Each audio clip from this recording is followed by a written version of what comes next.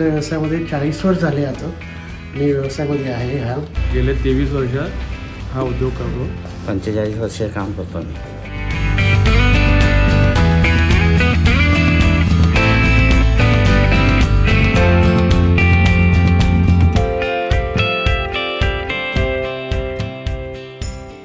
प्रत्येक घराचा व्यवस्थित पेपर काढला जातो की आता लाईनप्रमाणेच व्यवस्थित काढले जातात की लोकांना वितरण करण्यासाठी आपल्याला सगळ्यांना बरं होईल.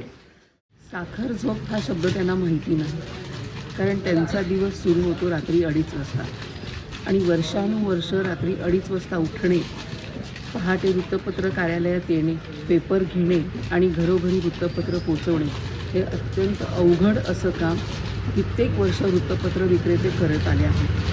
समाजामध्ये अनेक घटकांचा सन्मान होतो, अनेक जणांचे गौरव होतात, अनेक जणांना पुरस्कार मिळतात, पण हा घटक काहीसा दुर्लक्षितच राहिलेला आहे.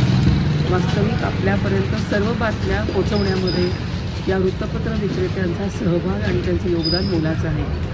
आज पहाटे आम्हीसुद्धा 2:30 वाजल्यापासून इथे आहोत आणि पाहतो आहोत की त्यांच्या एकूण कार्याची पद्धत कशी आहे आणि आम्हाला वाटलं की आपल्यापर्यंत ही माहिती पोचवावी आणि या लोकांचं महत्त्व किती आहे ते आपणही जाणून घ्यावं, म्हणून तरुण भारतने आज त्यांच्यावरतीच एक मालिका करायचं ठरवलं आहे आणि त्या हेतूने आपण आज जाणून घेऊया काय म्हणतात वृत्तपत्र विक्रेते.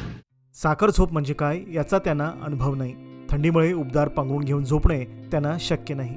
मुसळधार पावसाचे कारण सांगून त्यांना घरी थांबता येत नाही. त्यांचा दिवसच मुळी उत्तरात्री सुरू होतो. ते दररोज आपल्या घरापर्यंत येतात, पण त्यांचा हा प्रवास किती कष्टप्रद आहे याची आपल्याला कल्पनासुद्धा नसते. वृत्तपत्र म्हणजे लोकशाहीचा 4था स्तंभ मानला जातो. हा स्तंभ बळकट करण्यामध्ये पत्रकार, संपादक यांच्या बरोबरीने एका अत्यंत महत्त्वाच्या घटकाचा सहभाग मोलाचा ठरतो. हा घटक म्हणजे वृत्तपत्र विक्रेते. एखादा दिवस आपल्या घरी वृत्तपत्र आली नाही तर आपला पारा चढतो. वेळेवर वृत्तपत्र मिळाले नाही तर आपण बिनधास्त एजंटाच्या नावाने ओरड करतो. पण या एजंटाची जीवनशैलीच वेगळी आहे. 10 ते 6 इतके सुटसुटीत त्यांच्या कामाचे स्वरूप नाही.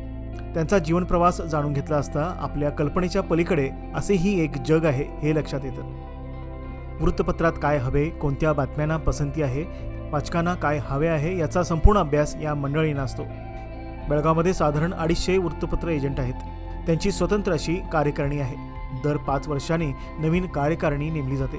यांचा स्वतःचा वृत्तपत्र विक्रेता संघ असून सध्या दीपक राजगुळकर हे अध्यक्ष, राजू भोसले सचिव, श्रीकांत नेवगी उपाध्यक्ष तर संजीव घोरपडे व राजेंद्र मुचंडी हे खजिनदार म्हणून काम करत आहेत. सध्या प्रताप भोसले हे राष्ट्रीय वृत्तपत्र विक्रेता संघाच्या कार्यकारिणीवर कर्नाटकाचे प्रतिनिधी म्हणून सक्रिय आहेत. सध्या बेळगावला थंडीने हुडहुडी भरत आहे.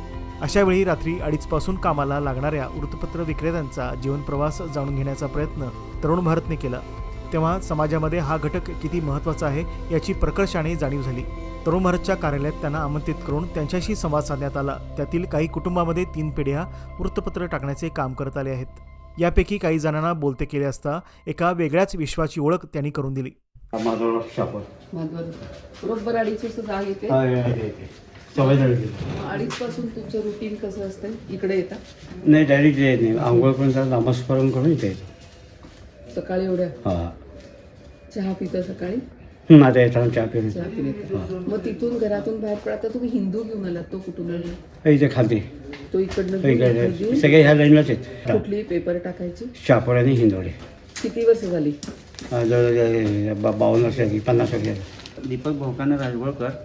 त्याच्यानंतर आम्हीच एरिया मानतेश नगर, अशोकनगर, वीरभद्रनगर, त्याच्यानंतर गांधीनगर, न्यू गांधीनगर आहे. आणि आमचे सकाळी 3:30 वाजल्यापासून आम्ही हे काम करतो. जवळजवळ 8 वाजतात आम्हाला. त्यानंतर आमच्याकडं आम्ही 3 जण पेपर टाकतो. मी, भाऊ आणि मुलगा. किती वर्ष? जवळजवळ 25 वर्षापासून आम्ही पेपर टाकतो. आणि आमचे सगळे वृत्तपत्र विक्रेते जवळजवळ 250 आहेत. त्यांनी पण सकाळी उठून हेच काम करतो. तुम्ही किती वर्षापासून? आम्ही 25 वर्षापासून. आणि काय संघटनेचं आणि कामकाज काय चालतं तुमचं? काय उपक्रम घेता? आम्ही संघटनेचं कोण बी वारले त्यांच्या मदतीला जातो. आमची मुलं 10वी पास होतात, त्यांच्यासाठी सुद्धा आम्ही उपक्रम राबवतो. आणि सगळे जे सण येतात, 26 जानेवारी, 1 नोव्हेंबर, वृत्तपत्र विक्रेता दिन, हे सुद्धा आम्ही संघटनेतर्फे सुद्धा साजरे करतो. नाव राजू जाधव, राहणार कसबा टीचर्स कॉलनी. गेले 23 वर्ष हा उद्योग करतो आणि एक सकाळचं करण्याचा उद्देश म्हणजे एक फिट असतो माणूस आणि थोडं त्यात आर्थिक मदत बी होते. धन्यवाद. हे सोडून आम्ही दुसरं काही काम करतात. होय करतो की उद्यम मगला जातो. किती वाजेपर्यंत पेपरचं हे करतात? 8 वाजता.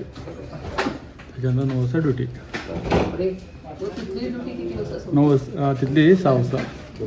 सकाळी उठलेले ते एकदम 6 वाजता. हां 6 वाजेपर्यंत कंटिन्यू. रामचंद्र पडकू चौगुले, कुठून येतात? मन्नूरवरून येतो मी. माझ्या टोटल 250 अंक आहेत. तरुण भारत 100 आहेत. बाकी सगळे सकाळ, कन्नड, इंग्लिश सगळे.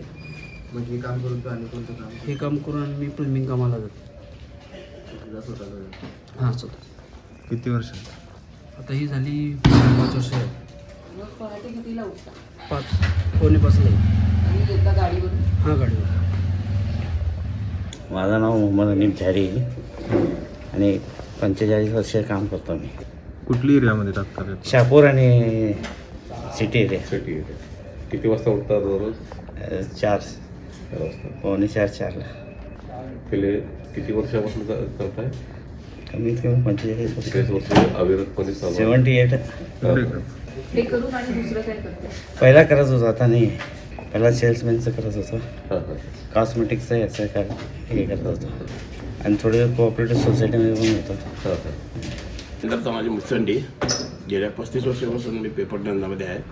आम्ही वडगाव एरियामध्ये, वडगाव शहापूरपासून ते वडगावमध्ये मी पेपर टाकतो आहे. हा माझा मुलगा आहे. आता मी जेव्हा पडल्यापासून मुलगा माझ्याबरोबर येतो आहे जास्त आणि हा मला मुलगा तो पण आम्ही दोघं म्हणूनच पेपर टाकतो. परत माझी मुलगी पण आहे पेपर टाकायला. ती त्या लाईनवर येते मुलगी पेपर टाकायला.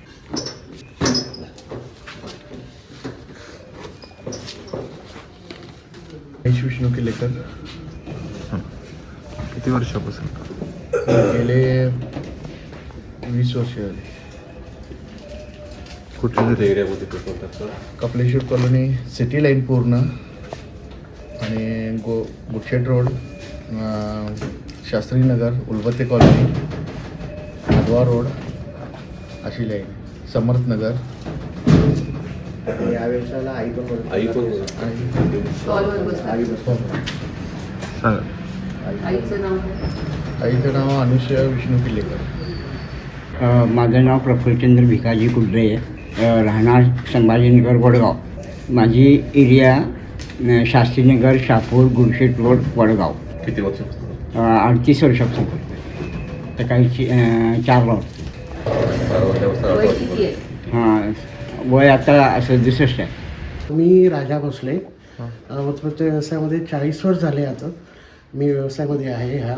आणखी जवळपास बेळगावला 200-250 विक्रेते आहेत आणि सकाळी एवढ्या लवकर हे सुरू काम होत असते आणि ह्यासाठी हे आम्ही सगळे एकत्र लवकर उठून काम करत असतो आहे आणि वितरण हे सगळं बेळगावला व्यवस्थित सिस्टमॅटिक केलेलं जाते की प्रत्येक घरात कोणता पेपर कसा पोचावा यासाठी हे सगळं आम्ही हे करत असतो आहे इथं. आता ही सिस्टीम आमची बेळगावची कोणत्या घरात कोणता पेपर ह्याप्रमाणेच काढली जाते इथं.